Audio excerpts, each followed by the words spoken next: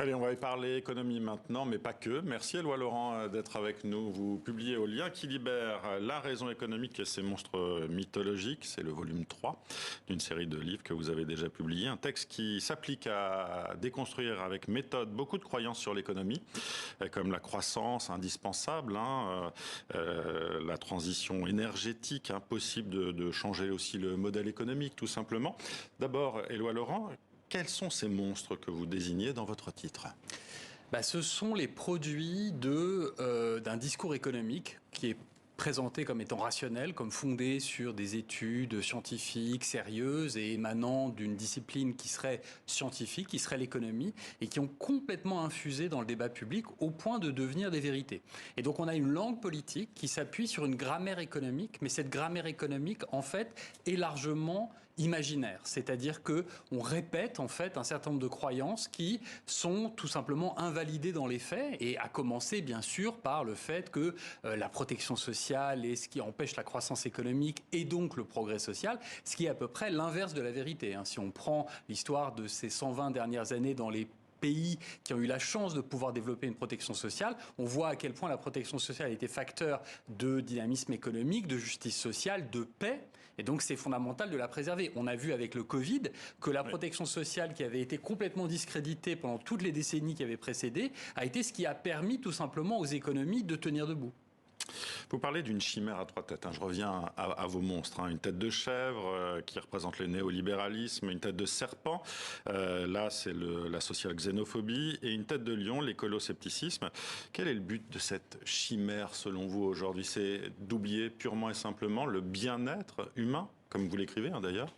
Alors, c'est une représentation... C'est pas affiché, mais c'est en tout cas ce que ça a comme conséquence. Chaque tête, moi j'essaye donc dans ce livre de représenter, parce que finalement, on se rend compte quand on est chercheur en sciences sociales, on voudrait être à la recherche et être l'auteur de travaux scientifiques. On se rend compte en fait qu'on est prisonnier comme les autres de récits. Et donc j'ai essayé de trouver une représentation pour ce récit. Et la représentation, c'est effectivement la représentation de la chimère, c'est-à-dire l'idée de ces trois têtes. Et chaque tête veut quelque chose de différent. On voit bien dans la campagne française. Emmanuel Macron qui incarne absolument la tête de chèvre au sens du fait d'annoncer le présent sans cesse, le néolibéralisme. Marine Le Pen, la tête de serpent. La tête de serpent ne veut pas la même chose que la tête de serpent. On pourrait dire que la tête de serpent regarde profondément vers l'arrière alors que la tête de chèvre est rivée vers le monde tel qu'il est.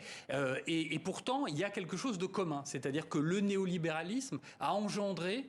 Je crois que ce qu'on va avoir sous les yeux, peut-être malheureusement après dimanche en France, c'est le spectacle entre deux idéologies dont l'une a engendré l'autre. Le néolibéralisme a engendré la social xénophobie.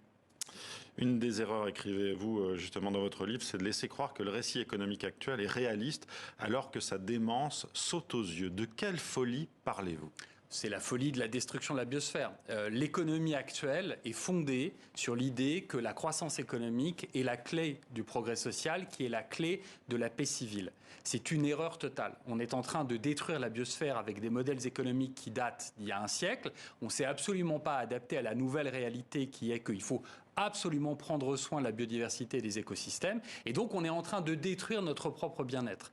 Et au nom de la raison, c'est-à-dire qu'on vous explique, par exemple, là, avec les images tragiques qu'on vient de voir, que l'agression de la Russie en Ukraine nous oblige à plus produire dans l'alimentation industrielle en Europe. C'est ce qu'on entend. Oui. C'est ce qu'on entend, à abandonner nos objectifs climatiques. Alors que la guerre qu'on a déclarée, c'est la guerre qu'on a déclarée à la biosphère. Et on l'a déclarée depuis les années 1940. Et cette guerre-là, il est certain qu'on va la perdre. Et qu'on est en train de la perdre. Parce que c'est une guerre contre nous-mêmes. Donc la raison, c'est de revenir à l'idée qu'il n'y a pas d'économie sans environnement et sans biosphère. Et donc il faut inventer des nouveaux modèles économiques qui permettent de vivre en harmonie avec cette biosphère, et ça suppose d'abandonner ces chimères, ces mythologies que je dénonce dans le livre. Chimères que vous décrivez, vous donnez un exemple qui fait froid dans le dos dans votre livre. Certains auraient calculé ce que vaut une vie humaine en France, environ 3 millions d'euros, pour savoir s'il était préférable en pleine pandémie de laisser mourir un certain nombre de gens plutôt que de confiner et voir ce qui coûterait le moins cher. On est dans un niveau de cynisme terrible, non ? Et pourtant, c'est exactement ce qui se passe.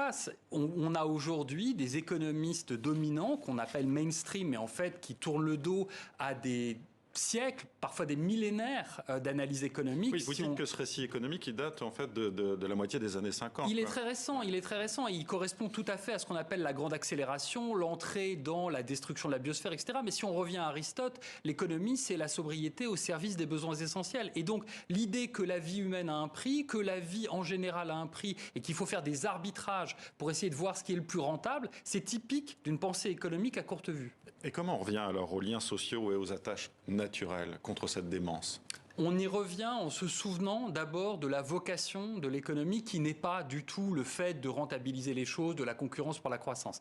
L'économie, fondamentalement, c'est des principes d'organisation de sociétés humaines pour vivre en harmonie avec l'environnement. Et il y a quelque chose de très puissant là qui est la puissance des liens sociaux. C'est-à-dire de comprendre que ce que le Covid nous a appris, si le Covid nous a appris quelque chose, c'est que si on détruit notre habitat, on détruira notre humanité même. Et que si on veut profiter de nos liens sociaux, ce que nous avons de plus cher, il faut absolument prendre soin de nos liens naturels. Et on retiendra. Merci Éloi Laurent. La raison économique et ses monstres, c'est donc publié au Lien qui libère. Merci d'avoir été sur TV5. Merci beaucoup de votre accueil.